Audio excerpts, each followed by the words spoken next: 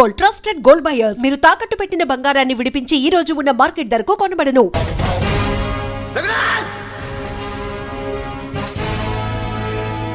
ఏంట్రా ఏమైంది?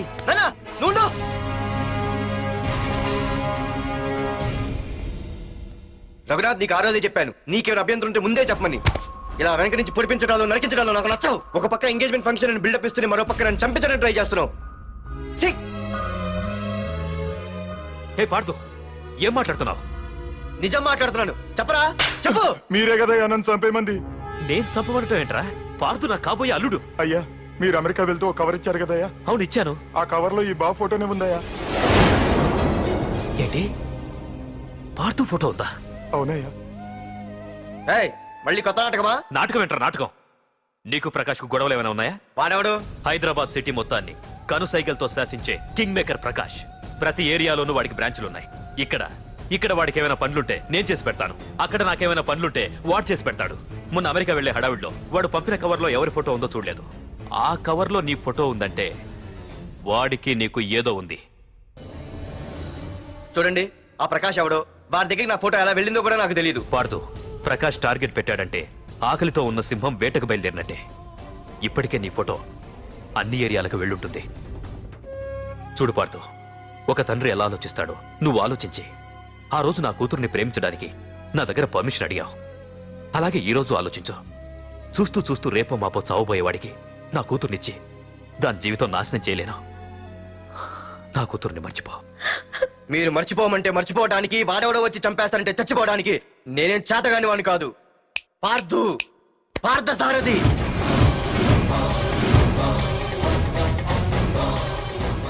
నేను మామూలుగా దేనికి ఫిక్స్ అవ్వను. వన్స్ ఫిక్స్ అయ్యానంటే ఎవ్వడడ్డొచ్చినా డ్రాప్ అవ్వను. నేనే హైదరాబాద్ వెళ్తా, ఆ ప్రకాష్ ఎవడు వాడి సంగతి ఏంటో తేల్చుకుని వస్తా. మాధురి, పెద్దలు నిర్ణయించిన ముహూర్తానికి ఈ నెల 28వ తారీఖు రాత్రి 9:29 సింహాచలం గుళ్ళో మన పెళ్లి. ఇందులో ఏ మార్పు ఉండదు.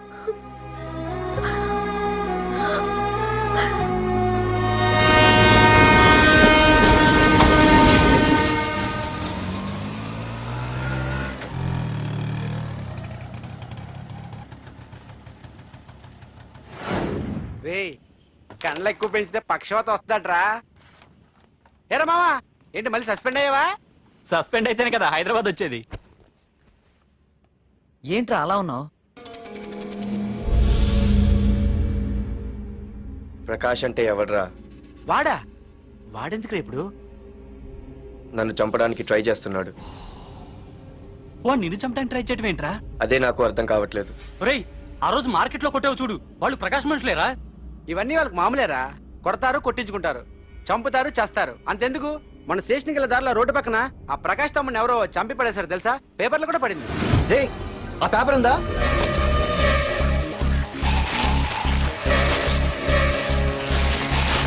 రే విడేరా.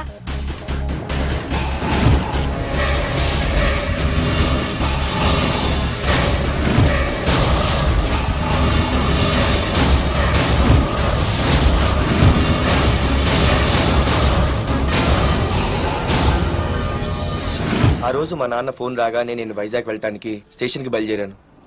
ఏ ఆటో ఆటో ఆటో!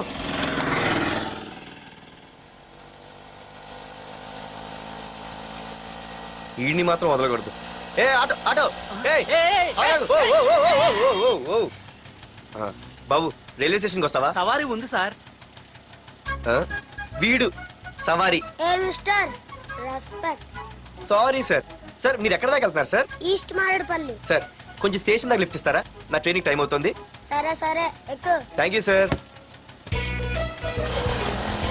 సార్, మీ పేరేంటి సార్? రైల్వే స్టేషన్కి వెళ్ళడానికి పేరు అవసరం లేదనుకుంటా.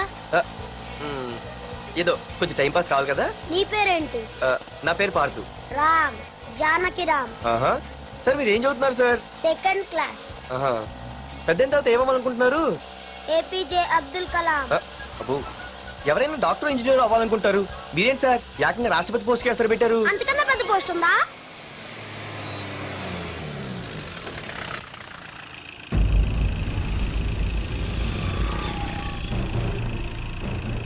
అన్నా వాడే అన్న ఆ రోజు మార్కెట్లో నన్ను మన వాళ్ళని కొట్టింది.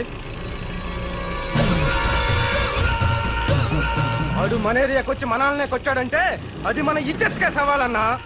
అన్ని వేసేయాలన్నా. అన్నా మిస్ అయిపోతున్నాడన్నా.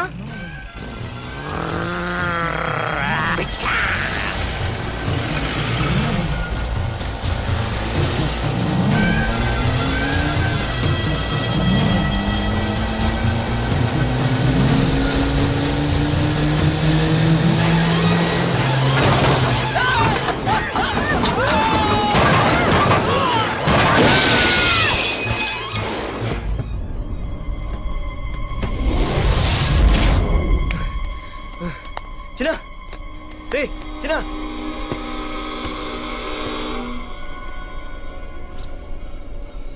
రే చిన్న చిన్న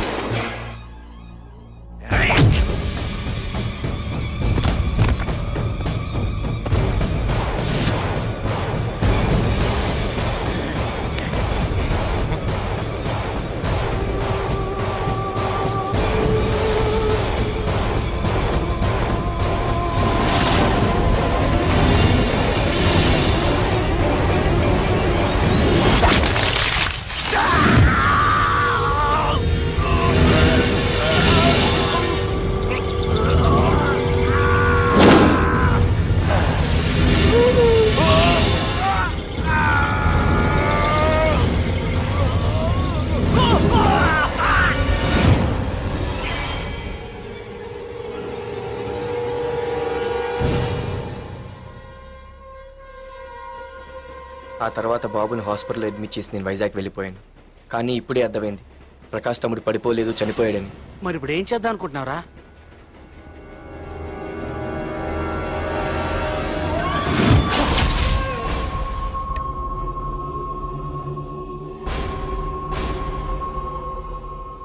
బాగున్నాడు కదరా కుర్రాడు. అవనా చాలా స్మార్ట్గా ఉన్నాడు.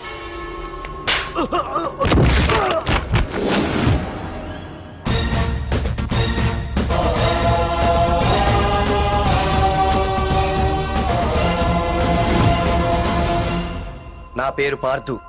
నువ్వు వెతుకుతున్నది, చంపించాలని ట్రై చేస్తున్నది నన్నే.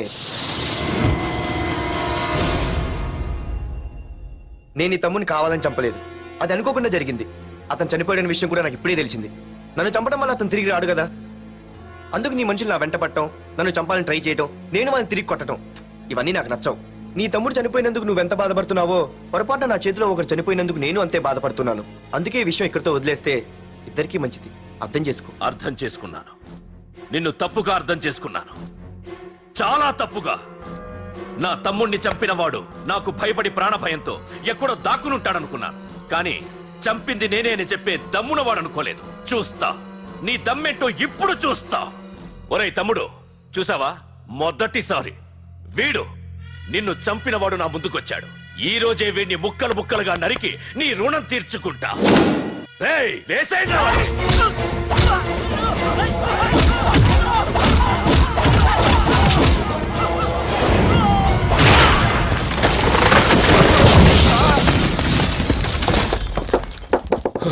రే ప్రకాష్, నాకు సైలెన్స్ అన్నా వైలెన్స్ అన్నా అస్సలు నచ్చవు.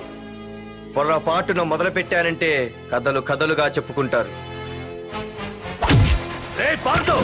ఇంకొకసారి నువ్వు ఈ పార్దుని తలుచుకుంటే నీ చావుని నువ్వు తలుచుకున్నట్టే.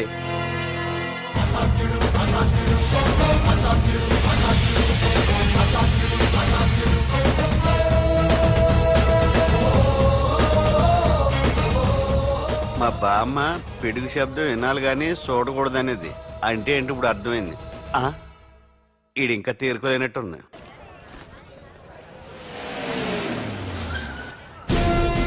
ఎక్కడి నుంచి వస్తున్నావు?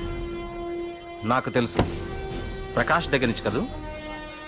తంబు మర్డర్ కేసు ఇన్వెస్టిగేషన్ చేసింది నేనే. అతన్ని నేను కావాలని చంపలేదు సార్. ఒక కుర్రాన్ని కాపాడే ప్రయత్నంలో అలా జరిగింది. తెలిసి చేసినా తెలియక చేసినా తప్పే అని ఫీల్ అయ్యాను. అందుకే ఆ ప్రకాష్ని కలవడానికి వెళ్ళాను. తంబుని చంపటం తప్పు కాదు పార్థు. మర్డర్ చేయడం తప్పు కాదంటున్నాడేంటని ఆశ్చర్యంగా ఉందా? రా బండెక్కు. నాకంతా తెలుసు పార్థు, నీ తప్పేం లేదు. దిగు.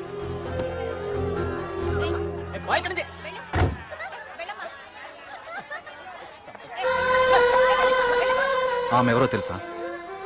నాకంటే ముందు నా పోస్టులో ఉన్న పోలీస్ ఆఫీసర్ భార్య. తన కళ్ళ ముందే తన భర్తని ఆ తంబుగాడు అతి దారుణంగా నరికి చంపేశాడు. అది చూసి ఆవిడ పిచ్చిదైపోయింది.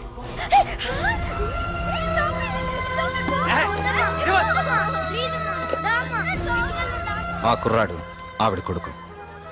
చదువుకుంటూ ఆడుకోవాల్సిన వయసులో తన పిచ్చి తల్లిని జాగ్రత్తగా చూసుకోవడానికి రోడ్డున పడ్డాడు.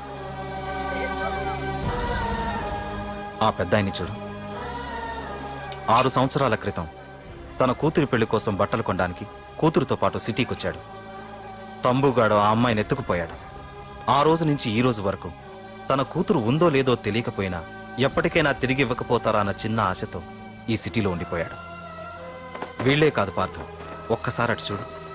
పశువులు కూడా ఉండలేని ఈ మురికి నీళ్ల పక్కన వీళ్ళెందుకుంటున్నారో తెలుసా? ఆ ప్రకాష్ గాడు తన తమ్ముడి పేరు మీద మల్టీప్లెక్స్ కట్టడానికి వీళ్ళుండే ఇళ్లని ఖాళీ చేయించి తన సొంతం చేసుకున్నాడు. వాణ్ణి ఎదిరించలేక వేరే దారి లేక వీళ్ళంతా ఈ దుర్భరమైన జీవితాన్ని గడుపుతున్నారు. ఇప్పుడు చెప్పు పార్థం, తంబుని చంపడం తప్పని ఇంకా నువ్వు ఫీల్ అవుతున్నావా? నువ్వు అడగచ్చు, ఇన్ని జరుగుతుంటే మీరేం చేస్తున్నారని. మా అధికారమే మాకు అడ్డమైంది. ప్రకాష్ గారిని టచ్ చేస్తే చాలు మినిస్టర్స్ నుంచి ఫోన్ కాల్స్, ఒక్కడుగు ముందుకేస్తే చాలు వెనక్కి రమ్మని హైకమాండ్ నుంచి ఆర్డర్స్. నా దృష్టిలో ప్రకాష్ని అరెస్ట్ చేయకపోవడం ఎంత తప్పో నిన్ను అరెస్ట్ చేయడం కూడా అంతే తప్పు. ఇదిగో నీ పర్స్. తంబు డెడ్ బాడీ దగ్గర దొరికింది. పార్థు, నిశ్చింతగా ఊరెళ్ళి నువ్వు ప్రేమించిన అమ్మాయిని పెళ్లి చేసుకుని హ్యాపీగా ఉండు. చూడు, నిన్ను నువ్వు రక్షించుకోవడానికి ఆ ప్రకాష్ని గాని వాడి మనుషుల్ని గాని ఏమైనా చేయి. నీ వెనక నేనున్నాను. Wish you all the best.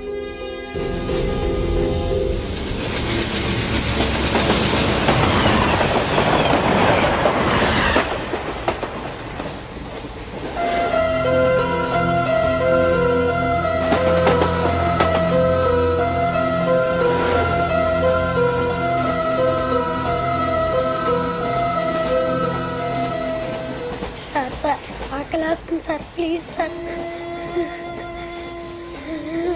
అమ్మ ఆకలి వేస్తుంది అమ్మ. Sir please sir.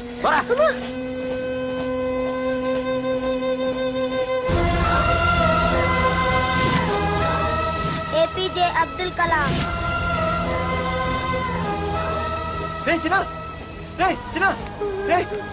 ఏంద్రా నీకు? ఏంటి ఇలా ఉన్నావు? ఏమైందో చెప్పరా? చెప్పు. వాట్?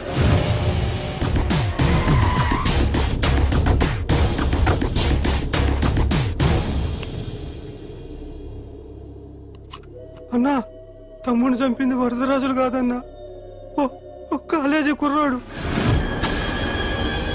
ఎవడ్రా? ఎక్కడ ఉంటాడు వాడు? చెప్పు. పేషెంట్ ని డిస్టర్బ్ చేయకండి. అతను ఇప్పుడే కోమా నుంచి కోలుకున్నాడు. చనిపోయే ప్రమాదం ఉంది. రే, నా తమ్ముడు ఆల్రెడీ చచ్చిపోయాడు రా. వెళ్ళు. చెప్పు.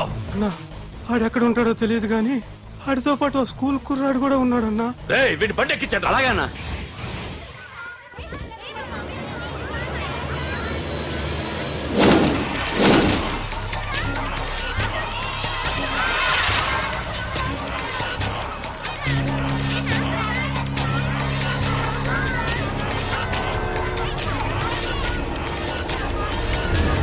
అన్నా, ఆ కుర్రాడన్నా. రే బాబీ ఆగరా. మర్యాదగా చెప్పు. నిజంగా అతను ఎవరో మాకు తెలియదు సార్. తెలియకుండానే వాడితో మీ కొడుకుని స్టేషన్కి పంపించారా? చెప్పు. ఏం చేయదు. చెప్పు చెప్పు చెప్పు చెప్పు చెప్పు చెప్పు చెప్పు. తెలియకుండానే వాడితో స్టేషన్ పంపించావా? అడిగాడట తెలియకిచ్చాడంటే చెప్పు! ఏయ్! చెప్పవే, చెప్పు చెప్పు. ఏయ్.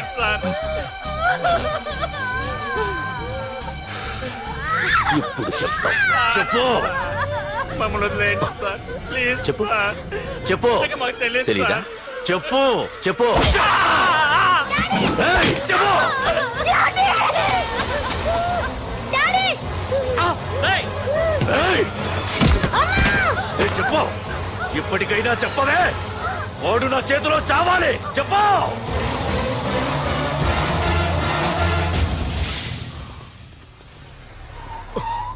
సార్ వాడి గురించి ఇన్ఫర్మేషన్ తెలిసింది సార్.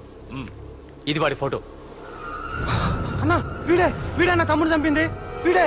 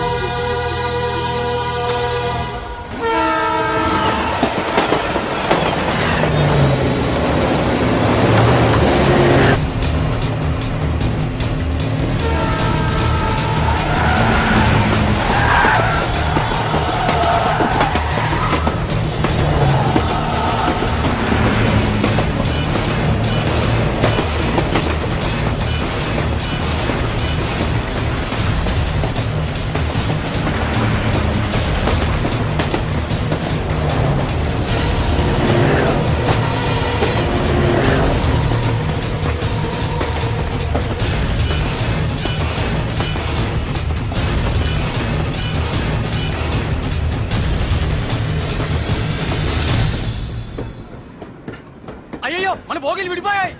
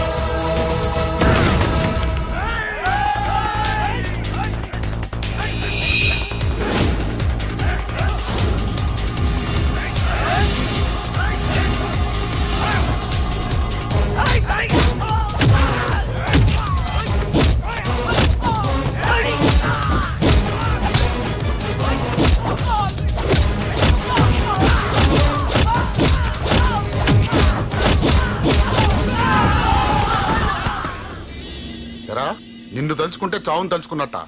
అంత మగాడివా? ఇప్పుడు తలుచుకోరా ఎవరిని తలుచుకుంటావు.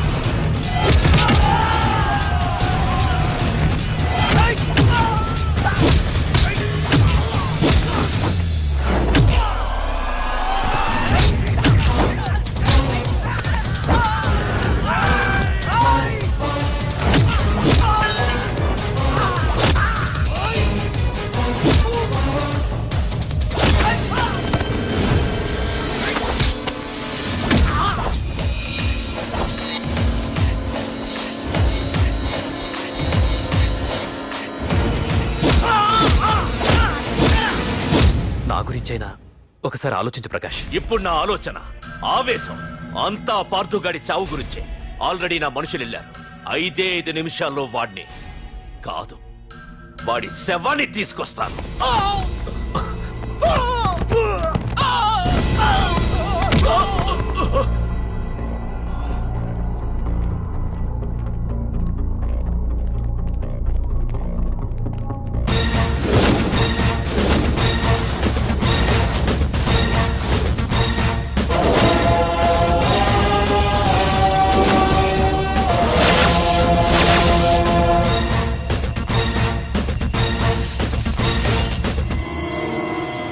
పార్థు, రేయ్, నువ్వు జీవితంలో ఏ తప్పైతే చేయకూడదు అదే చేశావు. నన్ను టెన్షన్ పెట్టావు. నా మూలంగా అభంశుభం తెలియని పసివాడి తల్లిదండ్రులను చంపి వీన్ని అడుక్కు తిని అనాథం చేశావు. నీ వల్ల అన్యాయం అయిపోయిన ఈ పసివాడి మీద ప్రమాణం చేసి చెప్తున్నా, నా పెళ్లికి పంతులు పంచాంగం చూసి పెట్టిన ముహూర్తం ఈ 28. అప్పటి వరకు నేను ఇక్కడే ఉంటా. నీ ప్రతి అడుక్కి ఎదురొస్తా. నీ రౌడీ రాజ్యాన్ని నేలకూలుస్తా. నీ రాక్షసత్వం వల్ల ఇప్పుడు వీడు ఏ స్థితిలో అయితే ఉన్నాడో అదే స్థితికి నిన్ను తెచ్చి నడి రోడ్డు మీద నిలబెడతా. దానికి నేను పెట్టిన ముహూర్తం ఈ నెల 19. తెచ్చుకో. నీ బ్రాంచీల నుండి జనాల్ని తెచ్చుకుంటావో, నీ గొడవల నుండి ఆయుధాలు తెచ్చుకుంటావో. ఒరే ప్రకాష్, పొరపాటున నా పొరచేయి తగిలితేనే పైకి పోయాడు నీ తమ్ముడు. అదే నే మనసు పెట్టి పిడికిలి బిగించి కొట్టానంటే పునర్జన్మ లేకుండా పోతావు.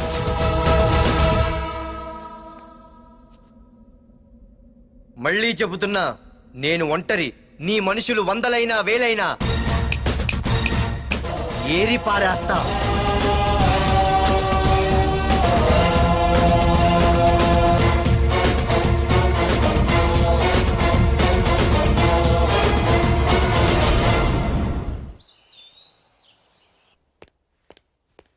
నాన్నా, పార్థు.